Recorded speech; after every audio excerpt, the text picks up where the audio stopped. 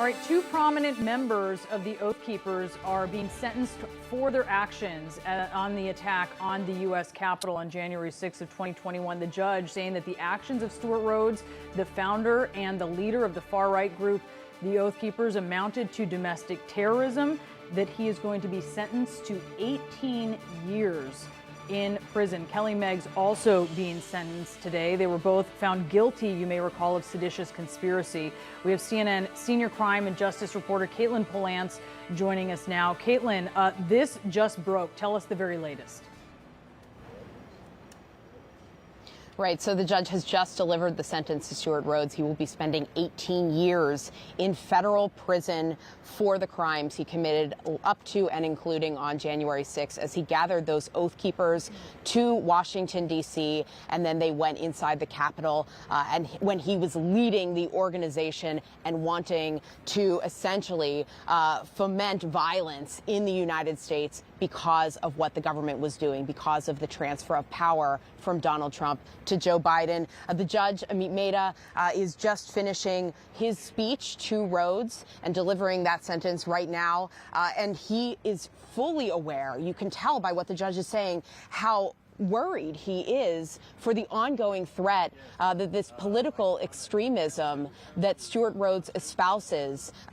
Even today, the judge just asked, I dare say we now hold our collective breath when an election is approaching. Will we have another January 6th? It remains to be seen.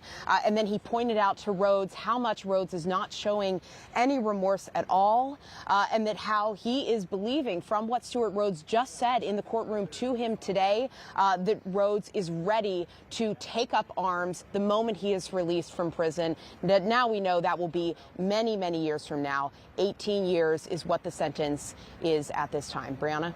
The judge's words here in terms of making this decision, quoting here, this is an additional level of calculation, speaking of Rhodes, this is an additional level of planning, this is an additional level of targeting an institution of American democracy at its most important moment, the transfer of power. That informing the judge's decision here, saying that here was the time when the U.S. when the U.S. Congress was certifying the election, and that's when Rhodes and his group, in the judge's view, struck. And that's informed the judge's decision to describe this as, in effect, domestic terrorism. Judge Amit Mehta also getting to the root of the planning and organization that went into this attack, saying, quote, he was the reason they were, in fact, in Washington, D.C. Oath Keepers wouldn't have been there but for Stewart Rhodes. I don't think anyone contends otherwise. Caitlin, if you're still with us, bring us up to speed on the situation with his accomplice, who's also facing a sentence today.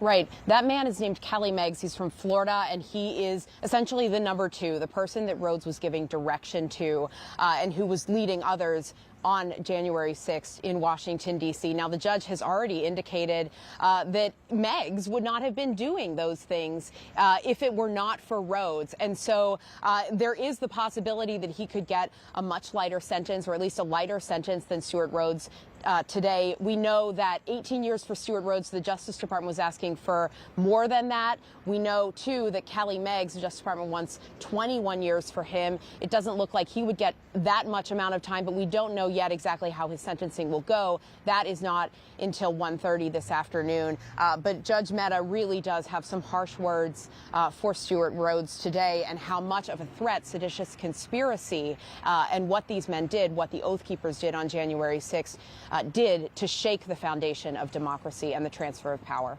Caitlin, you've been covering this for some time. The judge said that Rhodes did not express remorse for this, and the judge stated that feared that if freed, he'd attempt this again. What exactly did Rhodes say through the course of this trial that gave the judge that concern?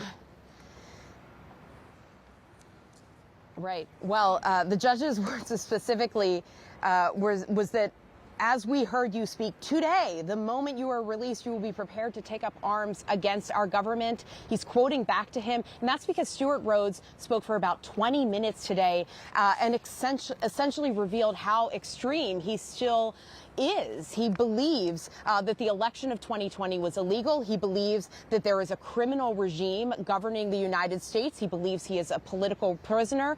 But Judge Mehta said to him, no, you are not. It is not because of your political beliefs that you are here today. It is because you believe violence was the way to achieve the outcome of the election that you preferred. And that is not the way that American democracy works. There was so much evidence, too, Caitlin, here about not just what Rhodes did in the lead up to January 6th and during in terms of coordination, but what he did afterwards, right? You had some who were facing charges who were trying to make an argument that this was something that got out of hand. His actions right afterwards in the weeks and months that followed made it very clear, no, this was the entire point of what he was trying to do. Right. He was still sending messages even after January 6th, and that became a key piece of why this was a seditious conspiracy case. I mean, they had been waiting, the Oath Keepers and Rhodes were waiting for President Trump at the time to basically call them and invoke the Insurrection Act to take over the Capitol and block the transfer of power. And when they failed on January 6th, Rhodes continued to send messages to his group, essentially saying that maybe they should regroup and continue to figure this out. So that is really part of what this case is. And yesterday, whenever the Justice Department was beginning to lay out some of their arguments for this sentencing today, they were reading back to back many of the things that Stewart Rhodes were saying and brought it up again today, that how often he talked about fighting, about bloody revolution, about civil war. And then after that, the judge acknowledged today that there was no documented message of Stewart Rhodes ever expressing regret after January 6th in the many, many messages that he sent. We want to get some legal perspective now. Caitlin, please stand by. Let's go to Dave Ehrenberg, who's been watching this case very closely. Dave, your reaction to this sentence, 18 years for Stewart Rhodes, the prosecutor's asking for 25. Yeah, I thought it was a little light. The prosecutors asked for something within the sentencing guidelines, and the judge, after hearing Rhodes' diatribe, still gave him under what the prosecutors asked for. But it's still significant because you rarely see anyone convicted for this seditious conspiracy. And when I heard the words that Stewart Rhodes said, it made it clear to me that he is playing for a pardon. He knows he's going to be serving years in prison, and he thinks his best chance to get out of prison is not by showing remorse. It's not on appeal. It's by hoping that Donald Trump becomes president again and then getting a pardon from him. Yeah. Well, we should note, during the CNN town hall, President Trump said that he would be inclined to pardon many of the January 6 rioters. He said that in a public forum. Evan Perez, you've covered the Justice Department a long time.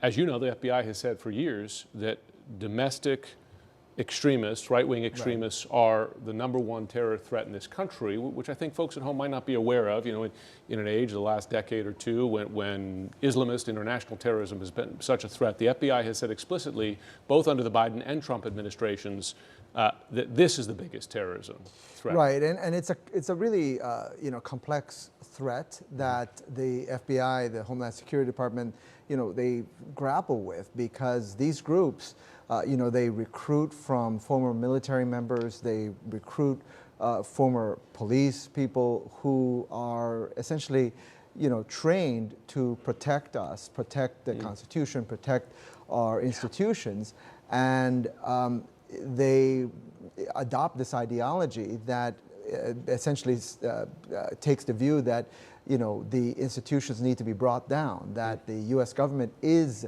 the enemy, and so this has appealed to a lot of people around the country. And this group, the Oath Keepers in particular, are very tricky for the FBI to deal with, because as you can tell, there's a lot of sympathy for some of these guys, depending on where you are in the country.